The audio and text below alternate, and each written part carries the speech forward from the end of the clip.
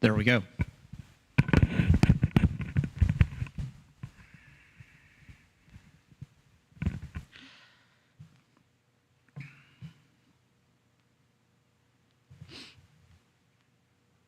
All right.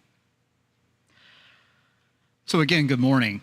As is our custom, we will begin this morning with a reading of John chapter 15. That's where we will be. John chapter 15. And after that, we will open the discussion. So to do that for us this morning, John Hunt, would you mind reading John chapter 15 for us? Yes, in its entirety, please.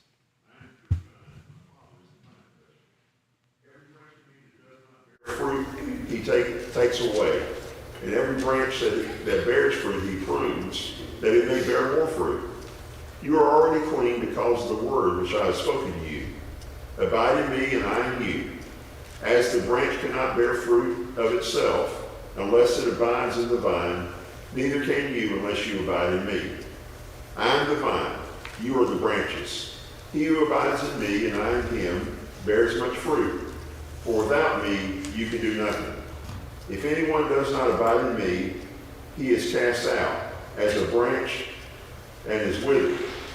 And they gather them and throw them into the fire, and they are burned. If you abide in me, and my words abide in you, you will ask what you desire, and it shall be done for you. By this my Father is glorified, that you bear much fruit, so you will be my disciples. As the Father loved me, I also have loved you. Abide in my love. If you keep my commandments, you will abide in my love, just as I have kept my Father's commandments and abide in his love. These things I have spoken to you, that my joy may remain in you, and that your joy may be full. This is my commandment, that you love one another as I have loved you. Greater love has no one than this, than to lay down his life for his friends. You are my friends if you do whatever I command you. No longer do I call you servants, for a servant does not know what his master is doing. But I have called you friends, for all things that I heard from my Father I have made known to you. You did not choose me, but I chose you, and appointed you that you should go and bear fruit, and that your fruit should remain. That whatever you ask the Father in my name, he may give you. These things I command you, that you love one another. If the world hates you, you know that it hated me before it hated you. If you were of the world would love its own.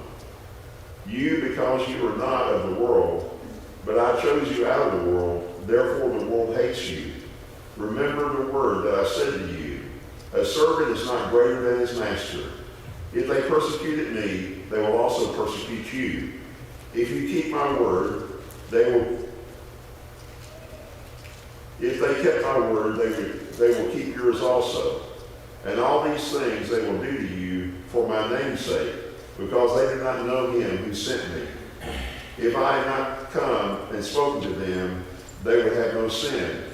But now they have no excuse for their sin.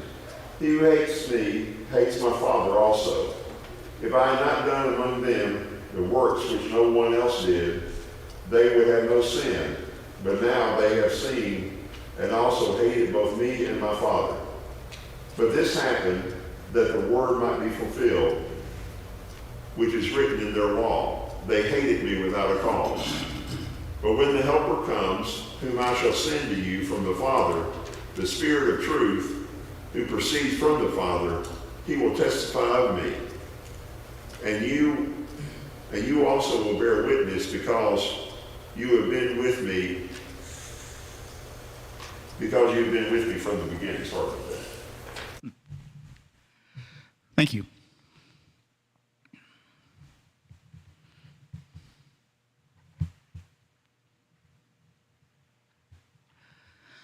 So John 15 is in the middle of a longer section of this gospel, chapters 14 through 17, maybe a little bit of the end of 13. that you'll sometimes see referred to as Jesus' farewell discourse. It's an extended conversation, although of course it's mostly Jesus himself talking. It's an extended conversation that Jesus has with the disciples immediately after the Last Supper. If you've been reading through this outside of class, or you've been kind of noticing this in class, Jesus is going to return again and again to a lot of the same themes in these chapters. And we'll see this between 14 and 15, for example, with the Spirit. We're also going to see in 15, 16, 17, this idea that John Hunt touched upon last Wednesday night. There's a famous line from St. Augustine to the effect that John's gospel is shallow enough for a child to wade in and deep enough for an elephant to swim in. And I think you see the truth of that when you get into a passage like John 15.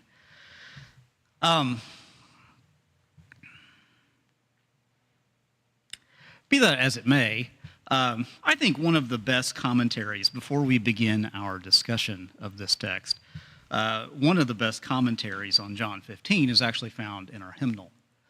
And so I've asked Alan this morning to lead us in singing number 260 in Praise for the Lord.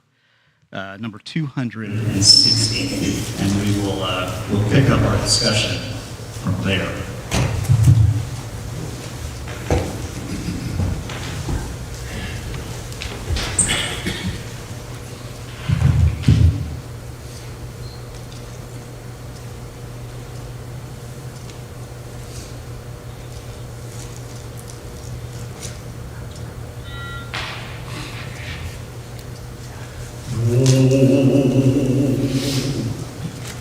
I am the vine and ye are the branches. There is a song for Jesus today. Branches in him, no fruit ever bearing. Jesus has said he taketh away. I am the vine and ye are the branches. I am the vine, be faithful and true. Ask what you will, your prayer shall be granted. The Father loved me, so I have loved you.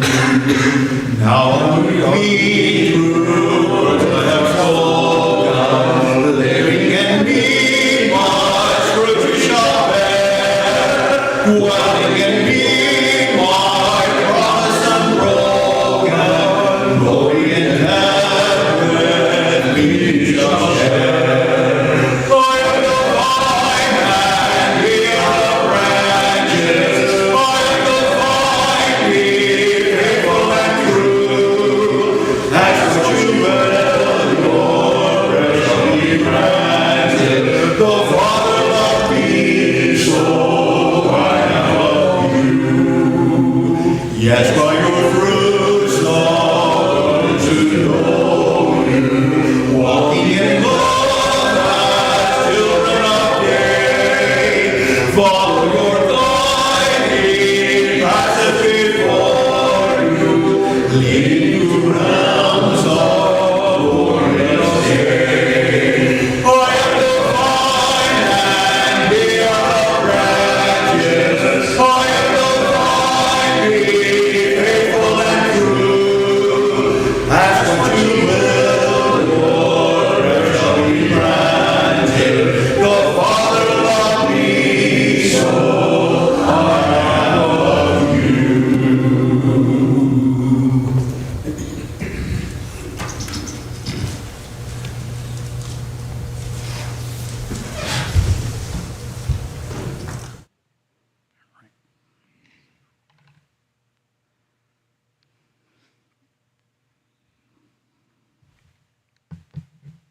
Thank you, Alan.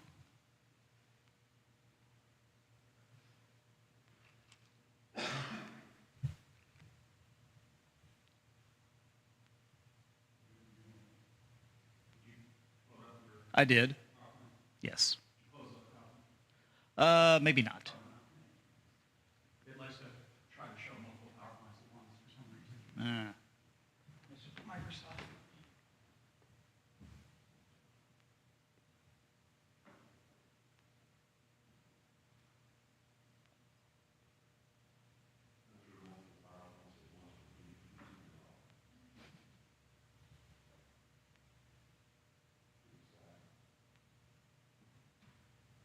There are like 4 pen drives in that computer right now. There's no telling how many PowerPoints are open. All right.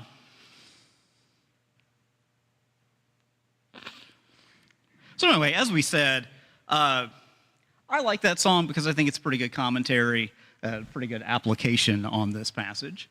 And so it might.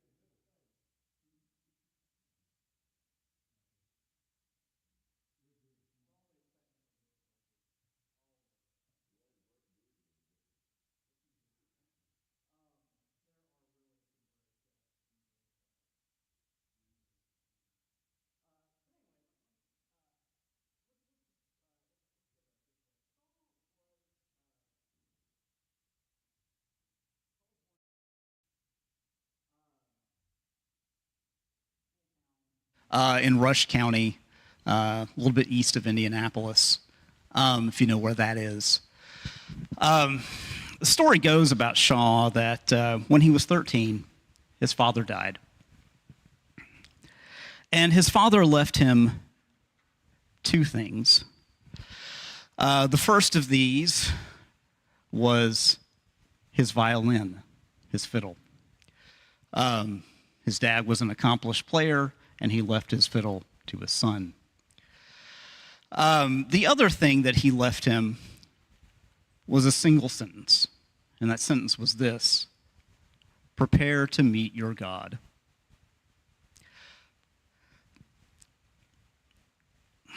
Shaw picked up the fiddle, but left that sentence floating around in the back of his head without attending to it too much at the time.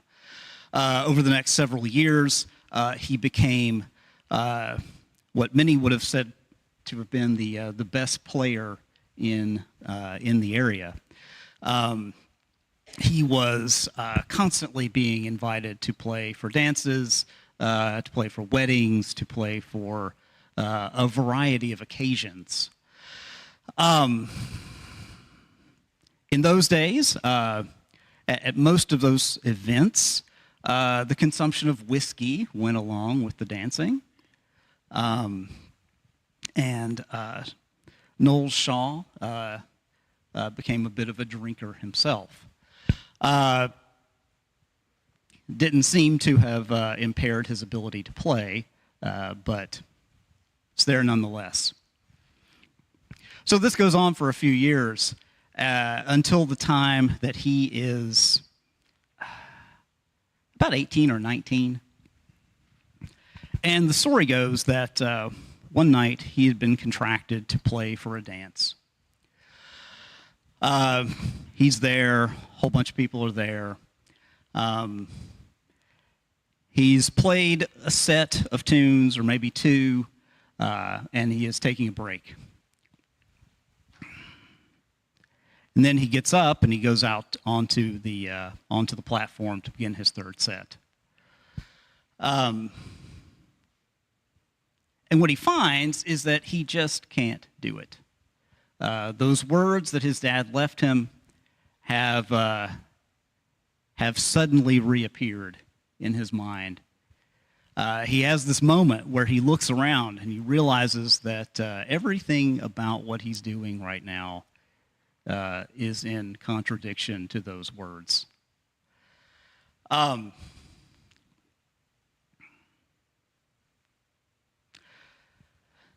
So he puts down the fiddle, walks out, and never returns. Now it's a few more years before he takes the next step, which is baptism. To kind of compress things a bit, he's baptized in around 1852. A little country church there, close to where he grew up. The church is still there, although in the split that took place later, it went with the disciples. But the church is still there. But anyway, after some time, he himself begins to preach. 1860, 1861, he begins to preach. He begins to travel to preach. And he draws enormous crowds in a preaching career that lasted a little under 20 years. Shaw is said to have baptized some 11,000 people.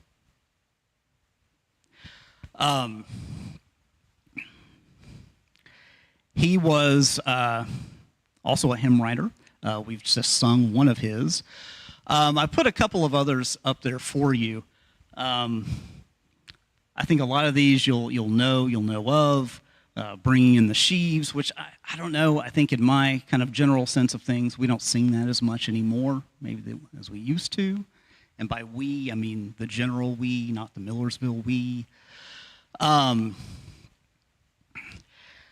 he wrote that one. He wrote the one we just sang, and then he provides the tunes to some songs that we sing fairly frequently. One of those being that Lord's Supper hymn, "We Saw Thee Not." But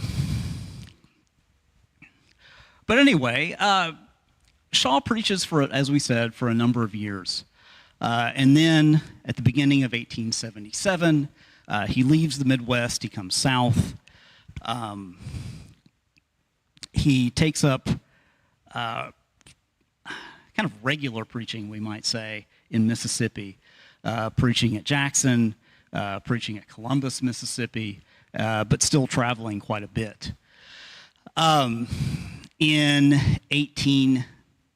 December of 77, the beginning of 1878, Shaw held a very well-known meeting at Henderson, Tennessee, which resulted in, as I recall, a few hundred baptisms.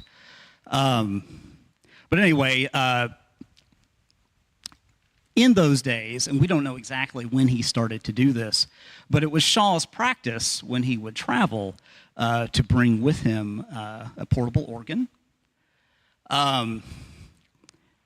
His practice was, before he began to preach, he would sit down at the organ. He would lead about a half hour worth of songs, and then, as we say, begin to preach.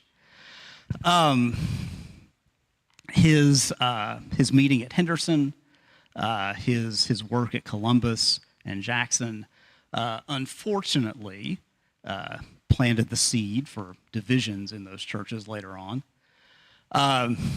Those divisions end up taking quite a bit longer than you might expect. The Henderson Church, for example, did not split over the organ until 1903, but that's a whole other story. But anyway, as I say, he came south, preaching in Mississippi, and then in June of 1878, he is invited out to Dallas to hold a meeting for the Commerce Street Church. He does that. From there, he is invited to McKinney, a little bit north of Dallas. And on the train ride to McKinney, there is a terrible accident. Train jumps the tracks, goes down a ravine. Many of the passengers are injured, but there was only one death, and that was Noel Shaw. Shaw, as you can see, dead here at the age of 43. I don't know. I think that's a fascinating story. It not only for the example it gives us. Shaw's biographer and many others attest to this, so there's no reason to think it's not true. But the story goes that in the moments before the train crashed, that Shaw had been speaking with a minister, a Methodist minister on the train. And Shaw had said to him this line. He said, "It is a grand thing to rally people to the cross of Christ." Another hymn writer, shortly after Shaw's death, took that and wrote a hymn based on it, although I've not seen that hymn in any of our hymnals, but it does exist. But yeah, it is a grand thing to rally people to the cross of Christ. I don't know. I think it's helpful to kind of know something about the people who write these songs. Sometimes it's helpful to know something of the mixed legacy, maybe that they sometimes leave behind. Shaw was in his life was a close personal friend of Philip Bliss. That name may or may not ring any bells, but Bliss, at least in our hymnal, in Praise for the Lord, if you look him up in the index, I think there are maybe about a dozen of his hymns. Almost Persuaded is one of those. Bliss was a longtime Presbyterian minister, but him and Shaw were, at least musically, very close, very aligned. Hymnal's an interesting thing, though. From time to time, in my lifetime, from time to time in our history, we sometimes find ourselves arguing about how do we put this? Arguing about the purity of the hymnal, the correctness of the hymnal. And that's all well and good, because of course there are times when hymns need to be challenged. But a lot of it, I think, kind of depends on maybe the overall message, the overall thrust of the hymn. A hymnal is a reminder that truth is to be found in many places, and it is to be sought wherever it is found. The truth is that if we were to take out all of the hymns that were not written, let's say, by people that we are exactly doctrinally aligned with, we would have a very small hymnal, and most of your favorite hymns would not be in it. Maybe that's enough about Noel Shaw. As always, I bring to this things I'd like to talk about, and I'm sure you do too. So we can go ahead and jump into the text, if that's suitable to all of you now.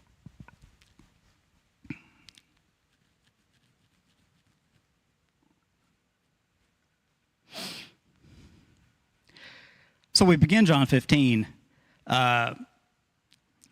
Jesus says, "I am the true vine, and my Father is the vine dresser." Maybe you want to think here of a passage like Isaiah 5, although we can mention others. This imagery of the vine shows up more than once in the Old Testament, and Jesus is clearly drawing on it here. One thing you'll want to take into account, especially as we move from 2 to 3, is that pruning and cleaning are derived from the same Greek word.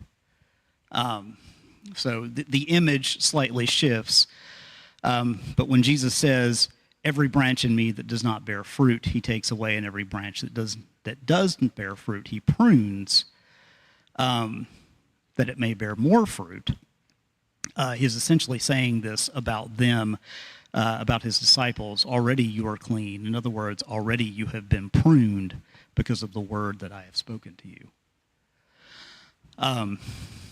The ESV, of course, changes the word, but again, the meaning is essentially the same.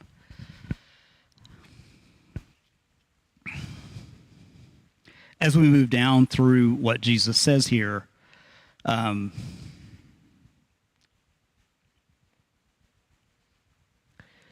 maybe we are reminded here of,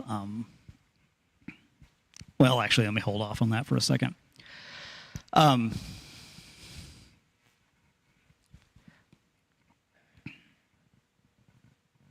Verse 3, already you are clean because of the word that I have spoken to you. In other words, already you have been pruned. In other words, already you have been sanctified.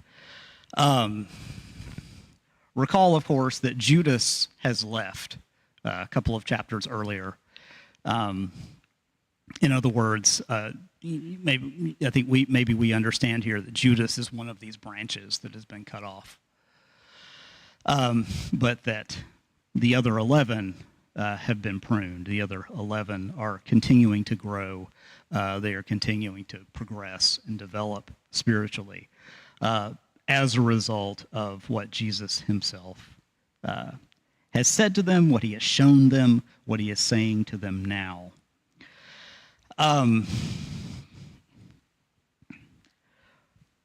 Hopefully we all understand what's going on here as far as the gardening imagery, the pruning imagery. That no vine is going to survive very long if it's cut off from the main plant. A lot of debate as we get down to 6 about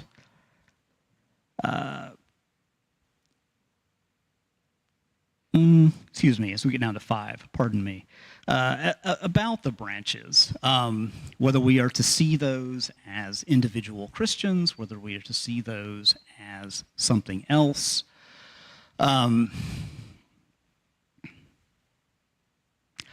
I here am reminded of that old branch theory of, how do you want to say that? Just the idea that that this is applicable to churches, or this is applicable to, heaven help us, to denominations. You'll still see that from time to time, that groups, however you want to define those, are intended here by branches rather than individuals. Fact is, of course, that we cannot, we really can't say much point by point if we broaden this out from individuals. Thoughts on that? Comments, questions, concerns?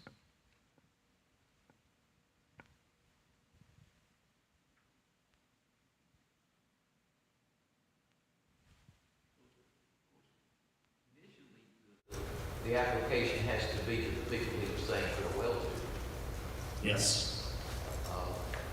After we see what this means for the apostles as individuals, then it's right to make a secondary application. But that's going to be a jump even there to go from the apostles as individuals to all of us individually. That's quite a jump in the secondary application itself. To try to make it apply to congregations or denominations is a leap there's no way to make in fit the text.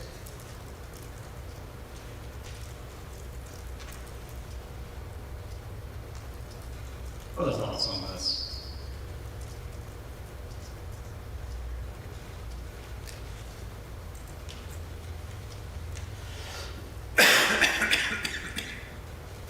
Verse 5, pretty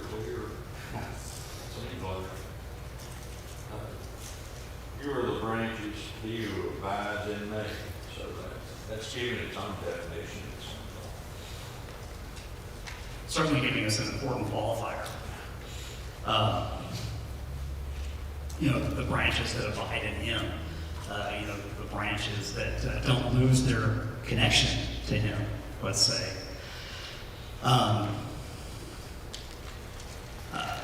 Will survive, will flourish.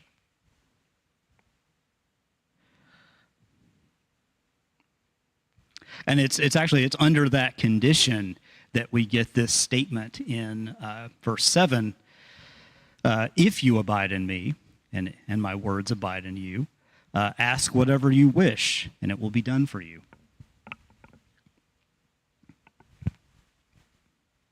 How should we take that?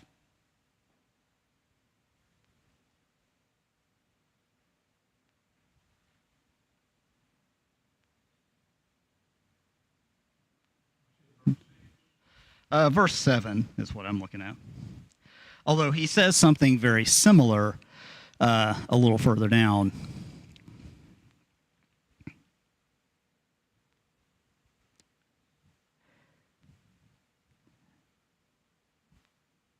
Verse 16, just the last bit of verse 16.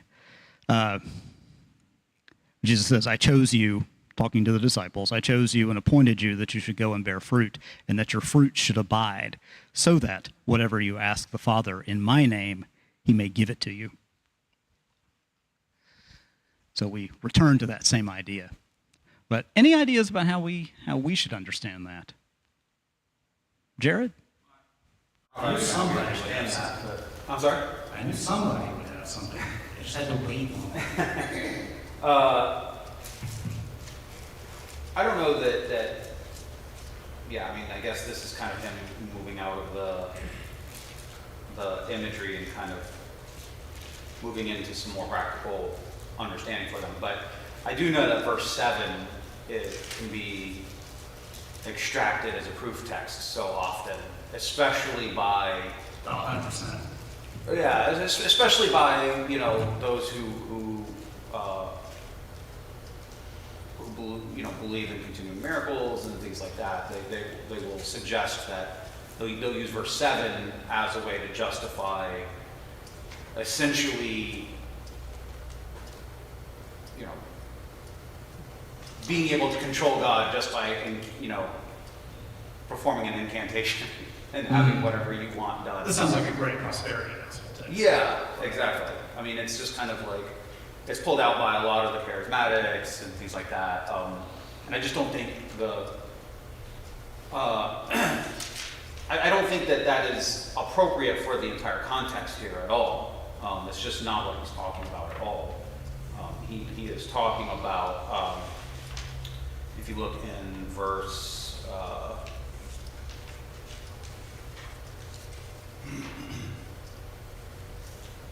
if you look in like verse 5 and verse 6, it's about sustenance from Christ.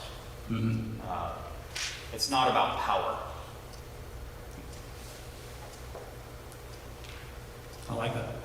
Frank? To me, it's about the spirit-filled life, and which has, as we said Wednesday night, talking about that in chapter 14. If you love me, keep my commandments, and I will ask the Father, and he will give you another helper to be with you forever, even the Spirit of truth, whom the world cannot receive. That's indicative of the fact that we're on a different track because we're listening to what Jesus says through the Spirit than the world, who's listening to their good vibrations that generate from the flesh, you see. So, and if you keep on reading here, he talks about this, the vine, when he talks about how we treat one another and abide in the love, then that's the spirit-filled life, which that's where we have to zero in on. We can't just, scrambled eggs out of it. We've got to zero in on the spirit-filled life. Mm-hmm.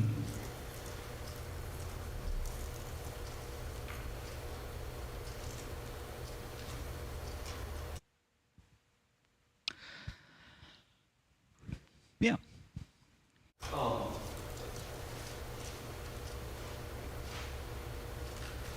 In the context of John, Jesus over and over and over has expressed that he didn't come to do his own will, he came to do the will of the Father.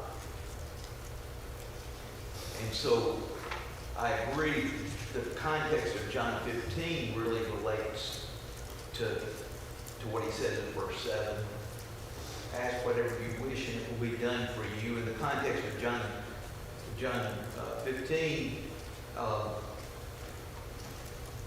you ought not be asking anything that's not asked out of love, that's not related to obedience to the Lord. But also, this is to the apostles, and the chapter's going to end talking about the fact that they're to be witnesses with the Spirit's help to all the world. You've got all that context, but you've also got the whole context of Jesus in John, that he didn't come to do his own will, he came to do the Father's will. It seems untenable that he would be telling the apostles now, whatever your will is, whatever you want, ask it, and it'll be given to you.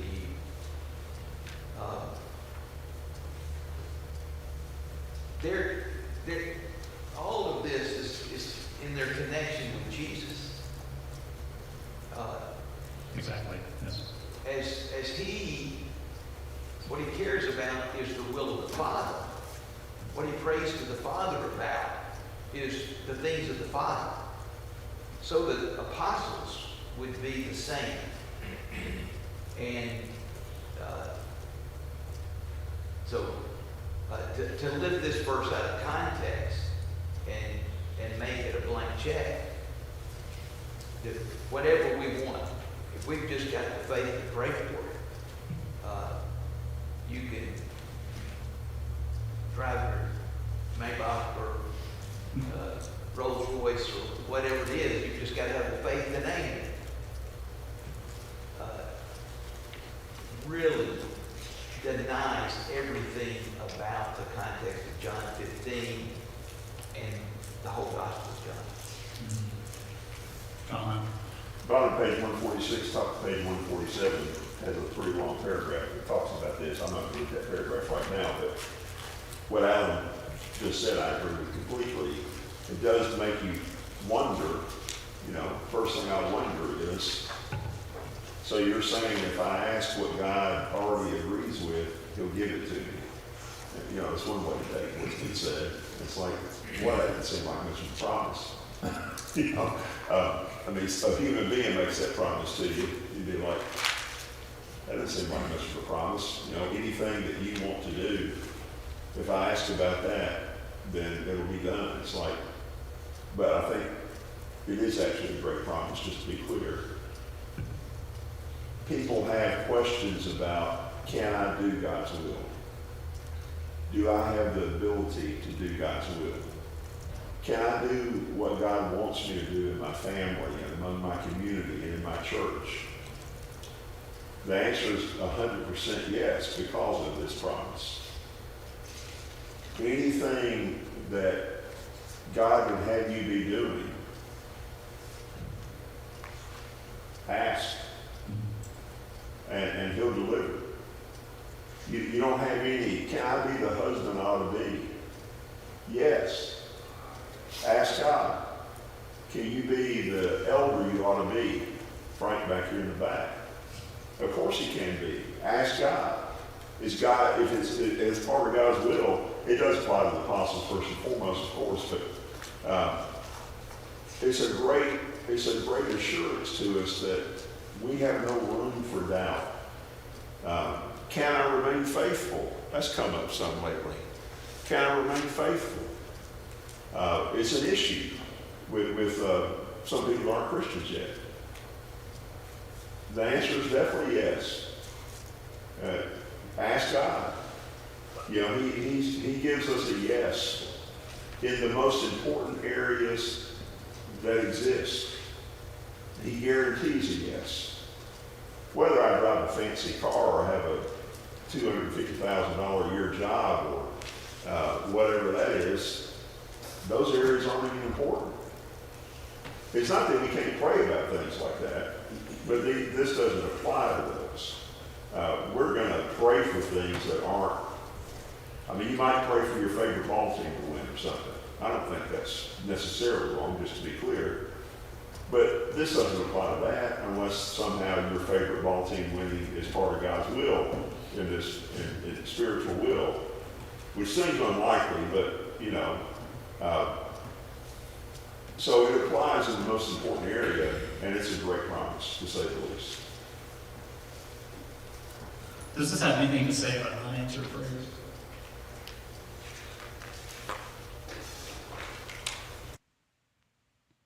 I'm just throwing that out there. If I'm giving a no, then I need to wonder whether I'm praying according to God's will. Mm-hmm.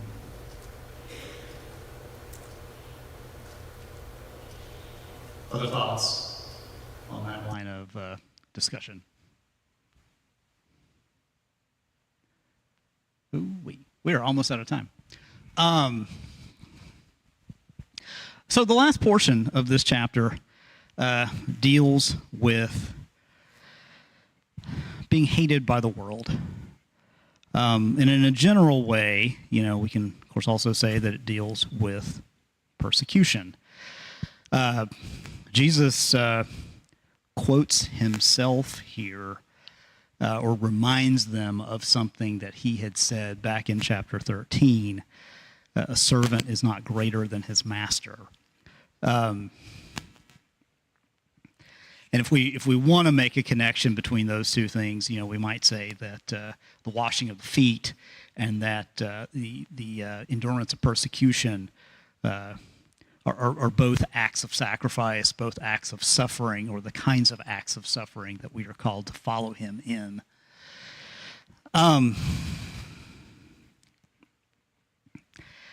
He is pretty clear with them about what's going to happen.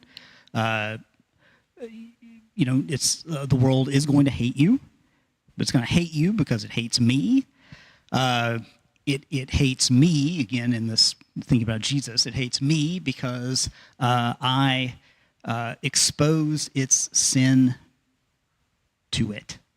It hates me because I show its works back to itself. There's a lot of talk about persecution. Depending on the circles that you're in, there's a lot of talk about persecution in today's world. Persecution as, let's say, a culture war football. I don't know. A lot of that maybe centers around the idea that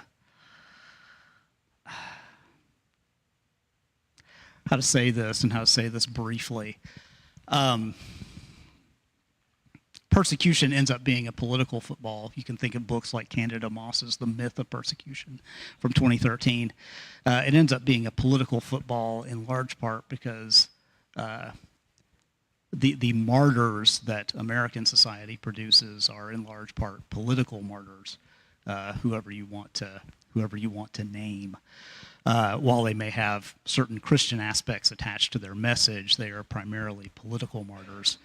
We don't tend to produce martyrs, at least not here, strictly for the faith. Maybe we can talk about that more on Wednesday night. John will pick it up there. Chapter 16 will delve back more deeply into the question of the Spirit than that gets picked up there at the end of 15. Thank you for your attention.